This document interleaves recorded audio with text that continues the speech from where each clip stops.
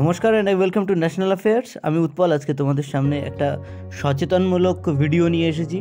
তবে টপিকটাতে যাওয়ার আগে তোমাদের কাছে জিজ্ঞেস করবো একটা কোশ্চেনটা হলো রিসেন্টলি ওয়্যার শান্তিপ্রিয় 4 এক্সারসাইজ অর্গানাইজড। তো কমেন্ট সেকশনে তোমরা এর উত্তরটা করো, যার উত্তর সঠিক হবে তাকে দিয়ে দেবো আমি একটা হার্ট রিঅ্যাক্ট। তাহলে তোমরা বুঝে যাবে এর সঠিক উত্তর কোনটা, এবং আমি চেষ্টা করবো এর উত্তরটা ভিডিও শেষে দিয়ে দেওয়ার। তো আজকে যে আমাদের টপিক, সেই টপিকটা হচ্ছে কটন ক্যান্ডি। তোমরা এখানে রীতিমতো দেখতেই পাচ্ছ কটন ক্যান্ডির ছবিটা। আমরা ছোটোবেলায় অনেক খেয়েছি, অনেক এটা নেওয়ার জন্য মা বাবার কাছে কিন্তু অনেক জেদও করেছিলাম।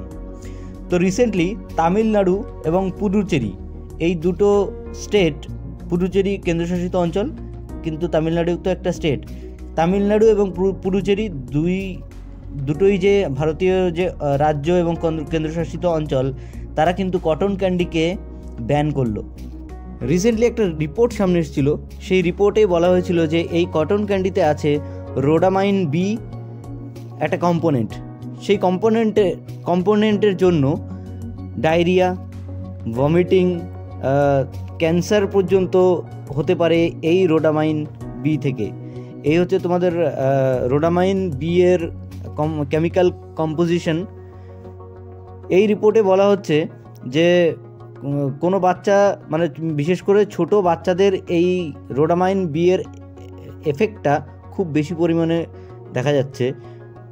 কিন্তু আমরা ছোটোবেলায় অনেক খেয়েছিলাম, আমাদের কিন্তু সেরকম কিছুই হয়নি, বা এখনকার বাচ্চারাও কিন্তু অনেক এগুলো খেয়েই থাকে, এগুলো ব্যান করার আগে পর্যন্ত।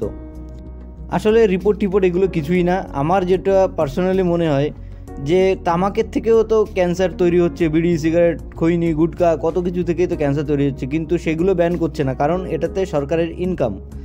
কিন্তু কটন ক্যান্ডিতে কোনো ইনকাম নেই, তার জন্য এটা ব্যান করলো। আমার পার্সোনালি এটা মনে হয়। তোমরা কি এ বিষয়ে তোমরা কি মতামত রাখো সেটা আমাকে কমেন্ট সেকশনে তোমরা জানাও। তো এবার আমরা চলে আসবো আমাদের কোশ্চেনটা ছিল রিসেন্টলি ওয়্যার শান্তিপ্রিয় 4 এক্সারসাইজ সংগঠিত হলো। তো এর সঠিক উত্তর হচ্ছে অপশন সি, কাঠমান্ডুতে রিসেন্টলি বহুরাষ্ট্রীয় আর্মি এক্সারসাইজ হলো। মোট 19টা দেশ এতে অংশগ্রহণ করেছিল। তো এই ছিল আমাদের আজকের টপিক। আশা করছি তোমাদের বুঝতে কোনো অসুবিধা হয়নি। কারোর যদি কোনো কনফিউশন থাকে তোমরা আমাকে জানাতে পারো। তো সামনে কোনো একটা ইম্পর্টেন্ট টপিক নিয়ে এসে আমি আবার হাজির হব। সো ততক্ষণ পর্যন্ত বাই।